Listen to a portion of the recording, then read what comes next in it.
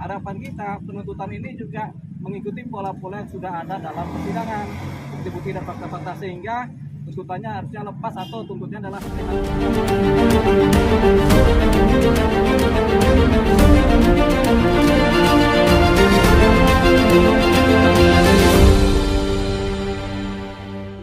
jadi teman-teman media, ya ini kami tadi baru selesai sidang keterangan ahli pidana narkotika dan ahli juga mengenai rehabilitasi. Di samping saya ada Pak Anang Iskandar, ya mantan kepala BNN yang akan bercerita banyak tentang hakikat seorang pengguna dan apa yang terbaik bagi seorang pengguna narkotika, ya yang kecanduan tentunya ya. Jadi tidak banyak bicara, silakan bertanya kepada Pak Anang Iskandar yang adalah mantan kepala BNN sejak tahun 2012 sampai dengan 2015. 4 tahun. 3 tahun. 3 tahun. Tadi kan dalam pledoi Bapak menjawab bahwa Faris Asep tidak bisa dijerat pengedar ya Pak? Yes. Seperti apa Pak? Ya, undang-undang narkotika membagi 6 peran, 1 peran, ya kan? Kejahatan narkotika itu sebagai penyalahguna, 5 peran sebagai pengedar.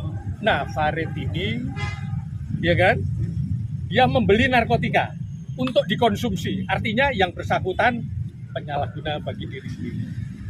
Penyalahguna narkotika kalau di asesmen atau dimintakan visum, namanya pecandu.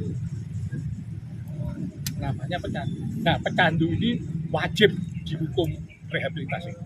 Kalimatnya wajib. Kenapa wajib? Kalau Farid nanti terbukti salah melakukan tindak pidana narkotika, Farid dihukum atau diputus menjalani rehabilitasi. Tapi kalau terbukti Farid nanti tidak bersalah melakukan tindak pidana narkotika, maka Farid ditetapkan. Faris ditetapkan oleh hakim menjalani rehabilitasi.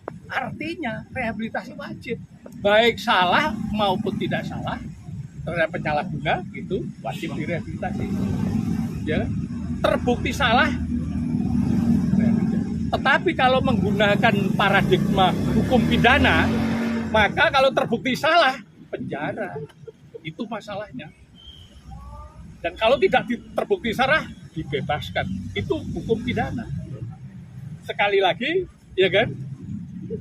Tadi sudah saya sampaikan sebagai saksi ahli bahwa pengadilan negeri itu berwenang hanya untuk perkara pidana dan perdata.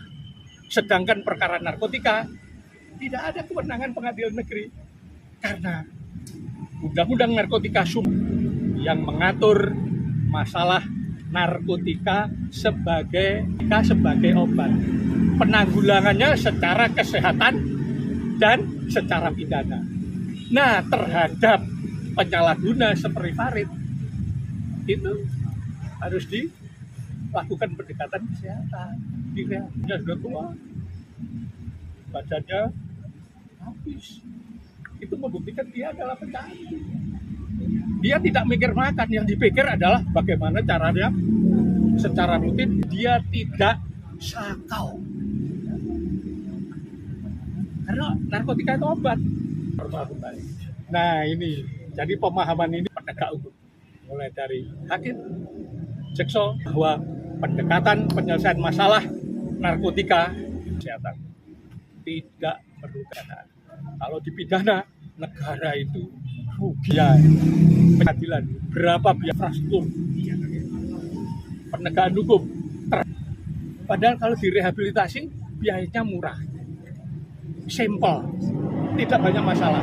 Karena sekali lagi, kejahatan narkotika itu bukan kejahatan yang rumit. Ya kan? Bukan extraordinary, hanya perlu sistem yang dibangun negara, kan hukumnya pas, implementasinya pas, rehabilitasinya bagus. Oke? Sebelum lanjutan pertanyaan, ini cuman kehadiran ahli atau Pak Anang Iskandar ini dalam kasus Mas Faris ini adalah benar sebagai ahli dengan posisi netral. Dari jaksa penuntut umum tidak ada pertanyaan sama sekali. karena mungkin dipikir ini oleh terdakwa, tapi ini adalah objektif.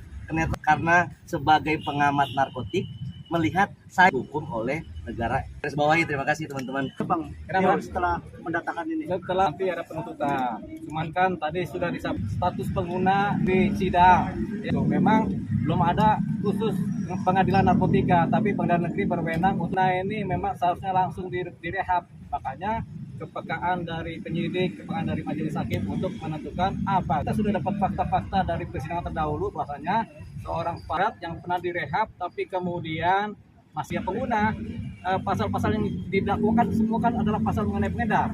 Pasal 114 pengedar, pasal 11 Faris RM adalah pengguna. Harapan kita penuntutan ini juga mengikuti pola-pola yang sudah ada dalam persidangan, bukti-bukti dan fakta-fakta, sehingga tuntutannya harusnya lepas atau tuntutnya adalah rehabilitasi. Harapannya kepada majelis hakim nanti ketika kita mengajukan rehabilitasi ini kemudian mudah-mudahan harapkan bukti-bukti yang ada.